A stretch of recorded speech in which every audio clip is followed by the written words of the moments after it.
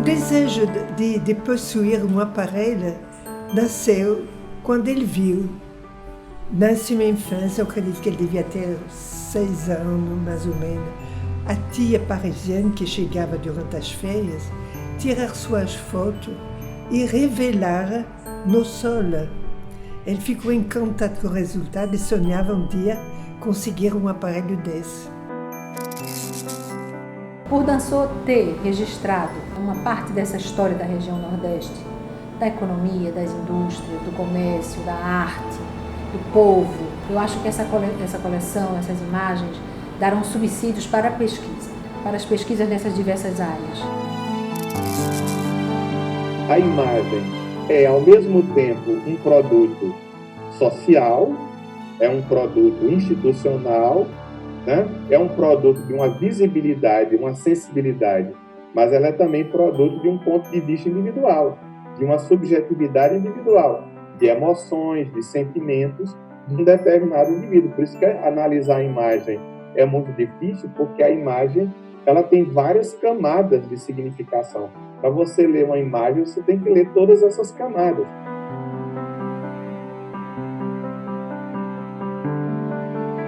Edmond nasceu numa família que tinha uma vida difícil. Um dia chegou o irmão Mariste, que estava pesquisando família, onde ele podia conseguir algumas crianças que futuramente podia ser irmão Mariste. Aceitaram e lá Edmond foi para Pau.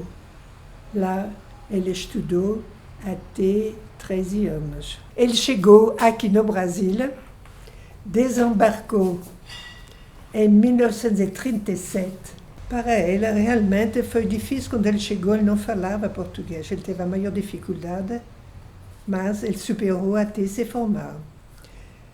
Ele foi nomeado, então, nessa época, para lecionar em Belém do Pará.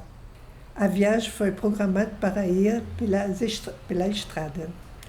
De caminhões, de trens, e foram 45 dias de viagem até chegar lá. Essa viagem marcou extremamente Edmond. Ele lamentou não ter tido, naquela época, um aparelho fotográfico, porque ele se encantou com a diversidade das paisagens, a variedade de tudo que ele podia ver, das frutas, das plantações, do trabalho que estava sendo feito, do tipo de habitat que ele estava avistando. Enfim, essa viagem marcou extremamente Edmond. Edmond ficou, então, 20 e tantos anos em Belém do Pará. Nesse tempo de estadia em Belém, tinha um judeu alemão, Franz Liebermann, que era fotógrafo no Colégio Mariste. E como Edmond se interessava, a fotografia era, desde pequena, um sonho. Uma amizade enorme se estabeleceu entre Edmond, que se aproximou desse fotógrafo, primeiro por interesse da fotografia, mas depois que se tornou uma verdadeira amizade. Amizade que podia ter sido estranha entre um francês e alemão, entre um judeu e um católico. Mas Edmond Dançot e Franz Liebermann se tornam amigas, além dessas diferenças. E pouco a pouco, Liebermann mostrou os detalhes da profissão e Edmond ficou encantado, cada vez se exercitando até fazer ele mesmo reportagem para os irmãos Mariste. E passaram uns anos até ele depois pedir licença para sair depois de 20 anos de magistério. Ele saiu por motivos estritamente pessoais e familiares, mas ainda ficou mais um ano a pedido dos irmãos Mariste, e durante esse ano ele conheceu família de alunos que foram importantes na vida dele, uma vez que eles ajudaram muito Edmundo a financiar a compra e a viagem necessária para comprar os equipamentos.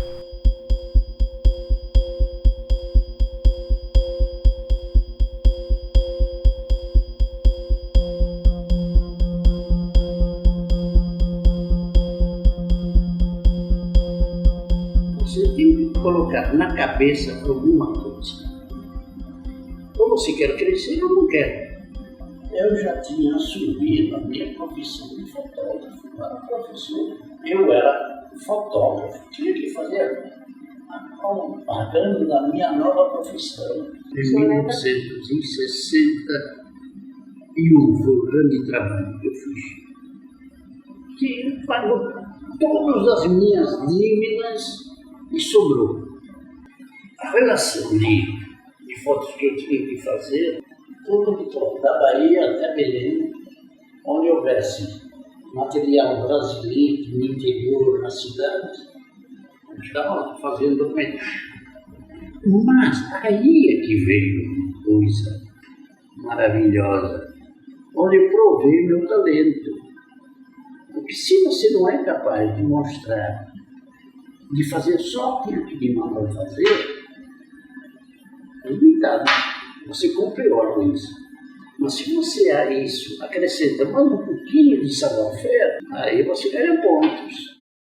Essas reportagens que ele fez no interior do Nordeste despertou nele o olho quase biônico, que era aliada a uma percepção, uma sensibilidade, um lado humano muito grande que permitia a ele de compreender o sofrimento, a dificuldade desses artistas, ou mesmo desse lavrador, desse povo nordestino que todo mundo sabe que era muito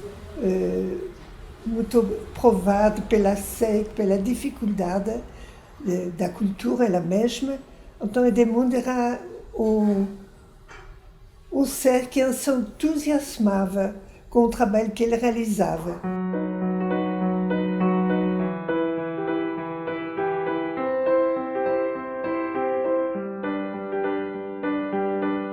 O primeiro trabalho do Dançou profissional, né, seria exatamente esse da Fábrica Brasilite, né?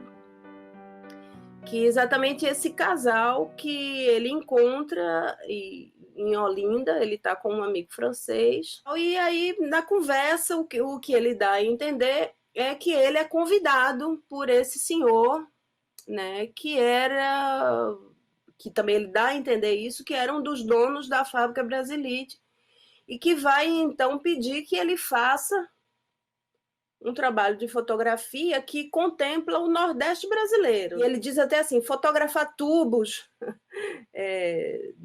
tubos que vão para debaixo da terra, isso não tem atrativo nenhum, só fazer preto e branco, e aí ele resolve fazer colorido, né? E ele monta uma paleta de cores que são próximas, né?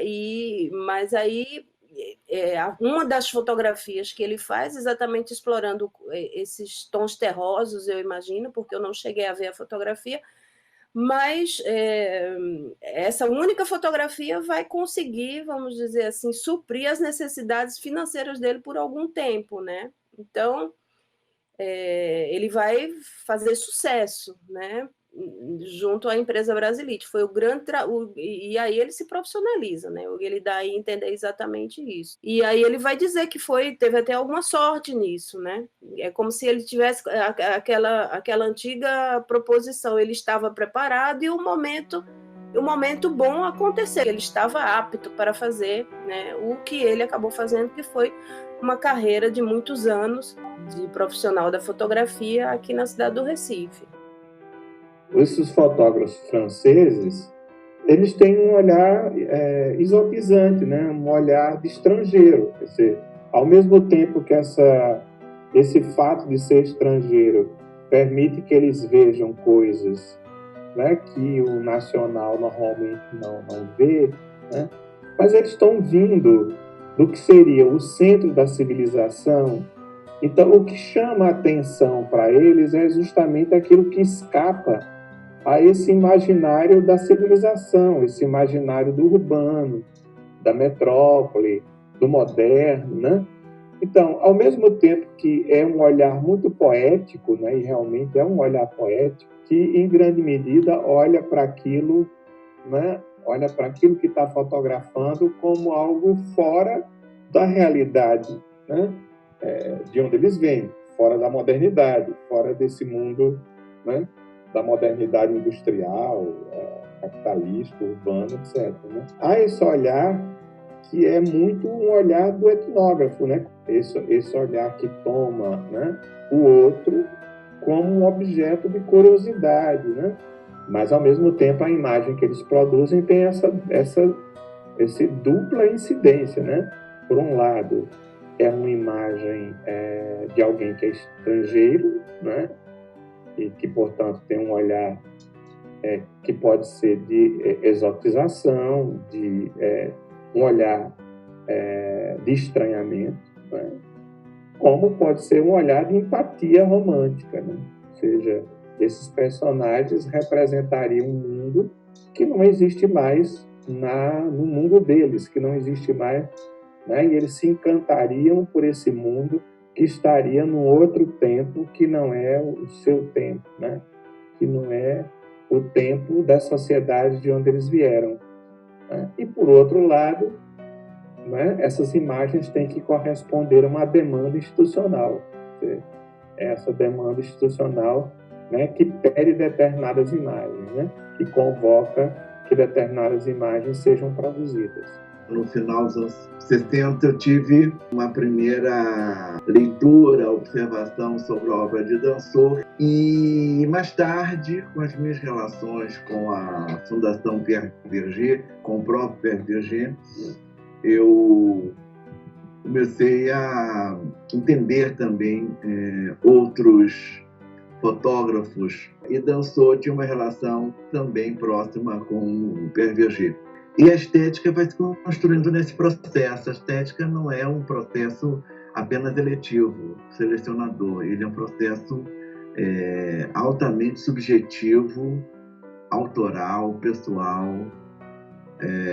Eu acho que o olhar estético ele muda com a trajetória da história da pessoa, com as possibilidades tecnológicas também. Eu acho que ele teve uma ação, vamos dizer, documentalista, né? A coisa da documentação. Mas eu acredito mesmo numa coisa chamada vocação, intuição e sensibilidade. Edmond Danso era considerado talvez o melhor fotógrafo do Recife. Ele tinha um conhecimento erudito. Ele ia a todos os salões de fotografia na França. Ele estava sempre interligado com o que surgia de novidade. Ele falava mais de uma língua, ele tinha uma voz de professor, uma voz professoral. Então ele cativava as pessoas, sobretudo nesse mundo social. Ele falava pausado, com aquele sotaque, aquele sotaque ainda francês. Danso também tinha um olho clínico muito bom. Foi ele quem primeiro valorizou aqui Vicente do Rego Monteiro. Vicente vivia nas redações de jornais, pintando e levando os seus trabalhos. E eu me lembro que Danso, naquela época, ele contratou Vicente para fazer os retratos das suas filhas, de Veronique e da outra, que ele tinha na sua residência ali na Tamarineira. Ele olhava a arte popular não como um documentário, mas ele procurava tirar da estética de um Vitalino, de um Nho Caboclo, de outros tantos, ele é um Bio Santeiro, e esses próprios artistas, inclusive, frequentavam o ateliê dele. Eu conheci, por exemplo, Bio Santeiro lá no ateliê de Edmond Danso, da Rua das Ninfas. Ele é um fotógrafo importante, fazia serviço para a Sudene. Então, com isso aí, ele documentou toda essa região. E o trabalho dele se soma a outros fotógrafos. É do somatório do acervo particular de cada um desses fotógrafos é que vamos construindo o grande painel, o grande mosaico da fotografia em Pernambuco. Dançou, na minha vida, ele surge de uma maneira assim que eu não conhecia ele previamente, eu não sabia do trabalho dele. Eu vim morar em Recife, eu tinha 14 anos, meu pai era veterinário, né? Meu pai era veterinário no Ministério da Agricultura e a delegacia do Ministério da Agricultura era aqui em Recife. Então, o Dançou teve uma época que ele fazia os vídeos para o Ministério da Agricultura, vídeos de treinamento, documentários, essas coisas. E aí eu tinha contato com ele, né? Porque eu via as fitas, aquela coisa bem didática, e a gente ia na produtora dele, que era na Rua das Ninfas. Tinha assim, Edmundo Dançou Fotografia e Vídeo, né?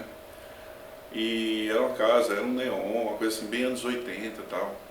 E a gente ia lá e ele ficava conversando, falando sobre a experiência dele, sempre falando sobre esse pertencimento dele, como ele se adaptou à vida no Brasil e se adaptou à vida no Nordeste, né? Que ele veio morar em Recife e ainda muito cedo ele foi documentar o sertão e como aquilo dali foi um eixo de organização do trabalho dele e permitiu, entre outras coisas, entender essa relação do nordestino com a natureza, do nordestino com o semiárido, com a pecuária, etc. Então, eu não tinha dimensão naquela época, um adolescente, um garotão, do tamanho dele, né? Da importância dele na fotografia pernambucana e eu diria na fotografia brasileira. Passam-se mais de 20 anos e eu reencontro ele já bem velhinho, no final da vida, num dos encontros da fotografia daqui de Recife, que ele foi um dos homenageados. Ele tem uma palestra magnífica e ele, no começo da palestra, ele disse uma coisa que eu não me esqueço nunca mais, quando alguém perguntou: quantas fotografias organizadas você tem no seu acervo? Aí ele disse: eu não tenho 100 e tantas mil fotografias, eu tenho 100 e tantos mil documentos. Porque durante toda a minha vida eu me preocupei em fotografar e sistematizar esse acervo.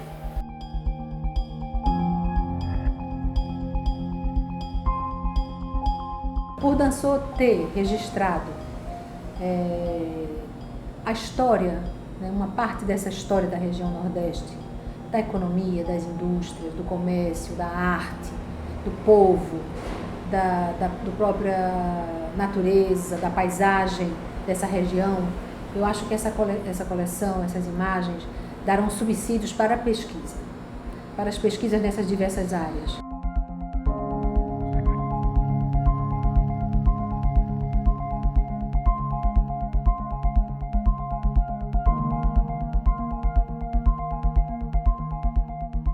Edmundo Dançou tem uma realidade, ele sabe que o seu arquivo ia ser preservado. Ele, por ele mesmo, já fazia uma organização muito importante.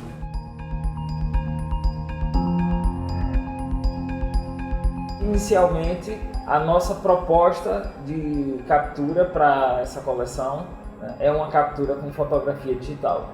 Não vamos, nesse momento, utilizar os scanners.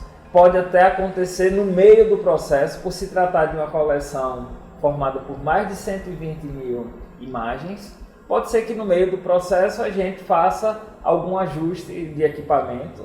É natural que isso aconteça num projeto dessa dimensão, que a gente faça os ajustes, que a gente vá monitorando o processo, os resultados e fazendo as adequações necessárias. Como vamos lidar especificamente com o processo de fotografia digital, então contamos com profissionais ligados à fotografia e também um corpo técnico da casa que vai trabalhar toda a parte de gestão dos conteúdos gerados, dos arquivos digitais, de armazenamento desses arquivos. Então o processo é um processo grande, mas que já está estruturado e estamos colocando em prática.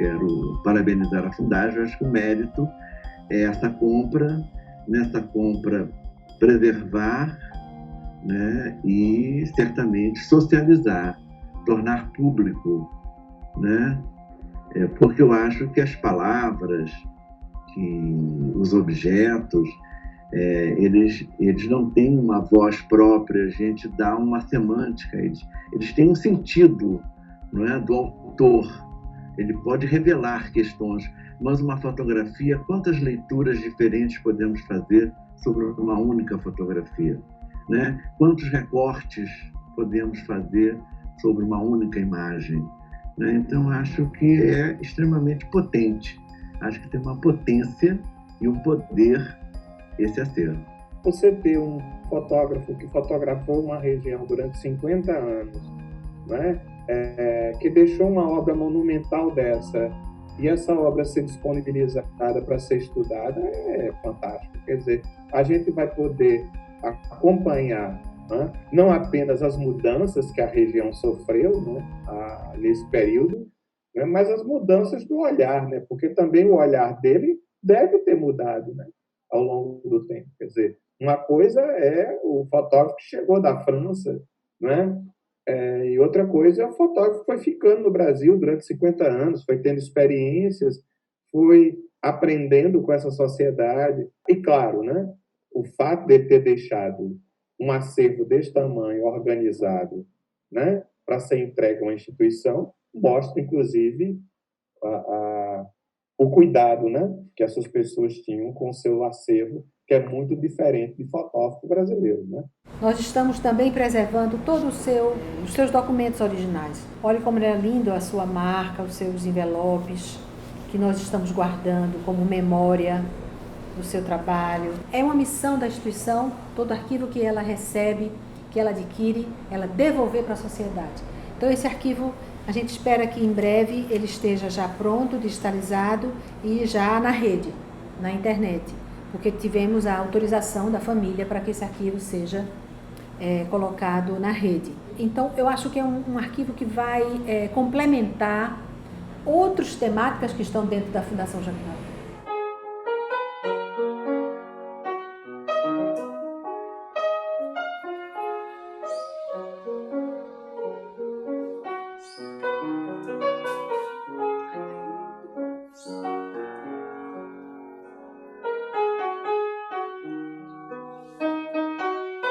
Infelizmente, há 5 anos, no último ano, Edmundo estava muito cansada.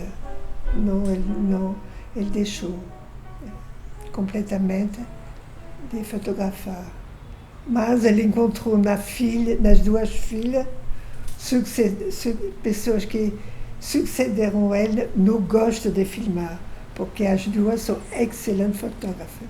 Tem algumas cenas assim que são inesquecíveis. Nos finais de semana que nós saíamos juntos, minha irmã, minha mãe, minha avó algumas vezes também, e eram os ajudantes, carregando algumas vezes os equipamentos, nos sentindo também ajudantes profissionais. Eram finais de semana muito originais, porque quando ele tinha os trabalhos, nós acompanhávamos assim. E uma certeza que nós herdamos, que nós conseguimos captar, foi a forma de olhar, a parte de expressão de olhar o belo.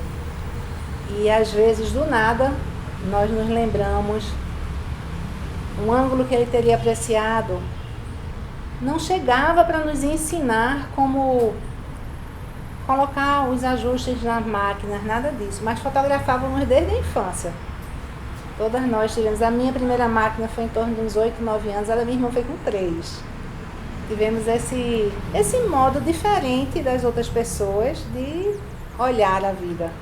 Então, assim, crescer com meu pai e com a minha mãe me permitiu um olhar sobre a arte riquíssimo. Meu pai, eu tenho muitas lembranças. Lembranças dele como pessoa, como profissional. E ele era um fervente defensor da disciplina, do esforço e que as coisas se conquistam com muita luta, que nada vem fácil na vida. E isso foi um dos valores que ele inculcou nas filhas, né? Então, para ele, não tinha acomodação. Você podia ter um excelente resultado, mas sempre podia fazer melhor, tinha que fazer melhor. Era quase um compromisso seu diante da vida, diante de todas as oportunidades que você estava tendo. A fotografia era a vida dele. O nosso álbum familiar é de uma beleza, de uma ternura, numa época onde não existia foto digital, onde a foto era um artigo de luxo. Nós em casa tivemos a sorte de ter toda a nossa vida documentada e acompanhada, então inúmeras fotos aí com minha mãe, com minha irmã, de várias etapas de nossa vida. Sempre desenvolveu na gente o amor pela foto, tanto minha irmã quanto eu, como Beatriz. Gostamos de fotografar, estamos expostas à fotografia desde muito novas. Temos um bom olho fotográfico. Beatriz nasceu quando meu pai tinha 80 anos. Desde 80 anos foi o melhor presente, já quando eu pensava que não ia ter mais tantos.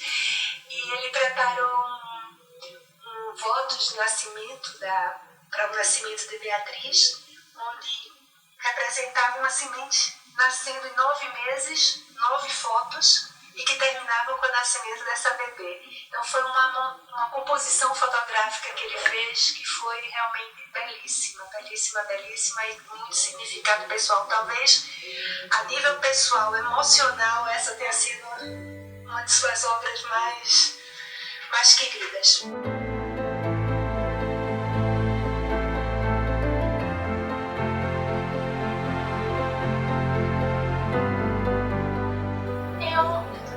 Era jovem quando meu avô morreu e eu morava a um oceano de distância, né? Então eu realmente não guardo muitas lembranças dele porque não houve tempo.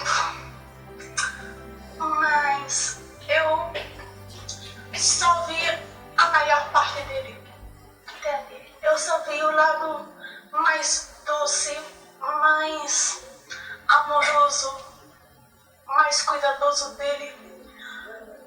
E ele fez tudo o que ele pôde para me ensinar, porque ele me mimava muito, né? Porque eu era a única neta e também ele podia passar tão pouco tempo comigo, né? Então ele me mimava muito, mas ele também fazia o que ele podia por me educar, por me ensinar coisas valiosas, por assumir a responsabilidade pelos meus atos. Ele tinha umas coisas interessantes. Quando íamos fotografar, ele nos colocava: incline para a direita, abaixe, levante, gire, sorria. E por conta disso, nós terminamos desenvolvendo que nós sabemos qual é o nosso lado mais fotogênico. Ele gostava de closes também, quando fotografava pessoas, expressões inesperadas, os clientes ou mesmo amigos também.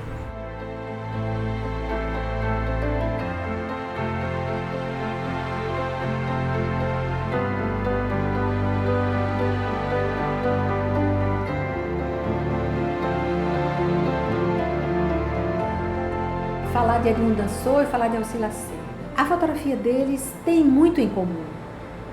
É a valorização da cidade, a valorização do homem nordestino e o prazer em fotografar. Eu acho que acima de tudo isso, gostar de fotografia, amar a fotografia acima de tudo. Então eu acho que a troca entre os fotógrafos nessa geração é enorme, era grande, era altruísta, era a amizade acima de tudo, acima da concorrência. Eu acho que isso foi real, era verdadeiro, era sincero, né? Ter essa amizade acima de tudo, que tinha espaço para todos. Eles eram mestres e havia o espaço de cada um, né? Eu acho que a fotografia deles, na época, era bem valorizada e hoje o espaço na memória de todos nós vai estar sempre muito real, muito verdadeiro. Edmundo Dançor, Alci Lacerda, grandes amigos, grandes fotógrafos.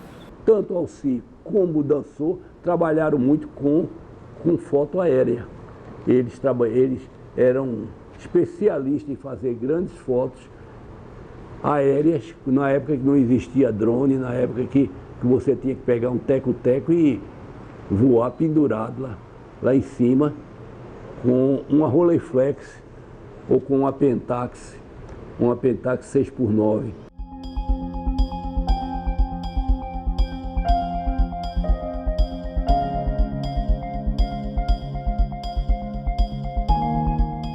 O que é o Nordeste? Quer dizer, quais são as imagens que estão vinculadas à ideia do Nordeste? Então, essas imagens meio que se impõem, né? E meio que cega o olhar para outras coisas. O Nordeste é uma visibilidade no sentido de que, né, há uma direção do olhar. Quer dizer, quando você vem para a região ou quando você está na região, né, e você pensa assim, o que é o Nordeste, o que é uma imagem nordestina, o que é uma imagem Nordeste, em grande medida essa visibilidade dirige o seu olhar, né? Essa diferenciação entre mata, né, litoral, sertão, quer dizer, é muito interessante como Pernambuco é o lugar de elaboração do Nordeste e não é o imaginário da cana, da casa grande, afinal, que venceu, né? O imaginário prevalecente é o imaginário do sertão, da seca, né? E por que isso se deu? Porque essas imagens são muito mais fortes do ponto de vista político, né?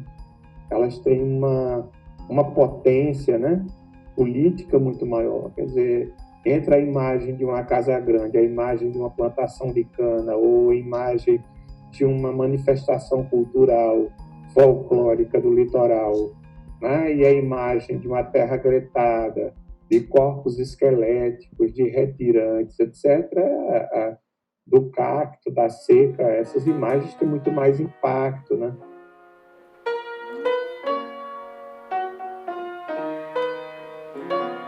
Esposa maravilhosa, 2 meninas, 2 filhas. Eu sou com 2 filhos. Pai coruja, uma cirurgiã vascular. Netos? Fotografa muito bem. A outra é engenheira. Essa será também fotógrafa. Sua neta? Minha neta.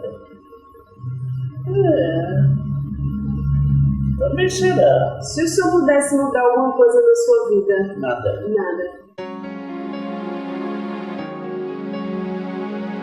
Eu li numa das interviews que ele deu, respondendo à pergunta se ele se arrependia de ter exercido a fotografia.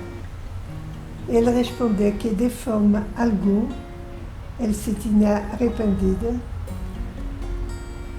porque ele amava o que ele tinha feito e que também que ele vivia no lugar que gostava e perto da mulher que ele amava. Eu posso também dizer e da família, porque quando eu perguntava a ele se ele ficava sozinho numa ilha, o que ele levaria, ele respondeu a família. Ele era muito dedicado à família e a família devolve para ele muita gratidão e muito amor. E nós sentimos que os laços de ternura e de afeição nunca serão cortados. Meu pai vive nas obras dele, nos ensinamentos dele e nos nossos corações.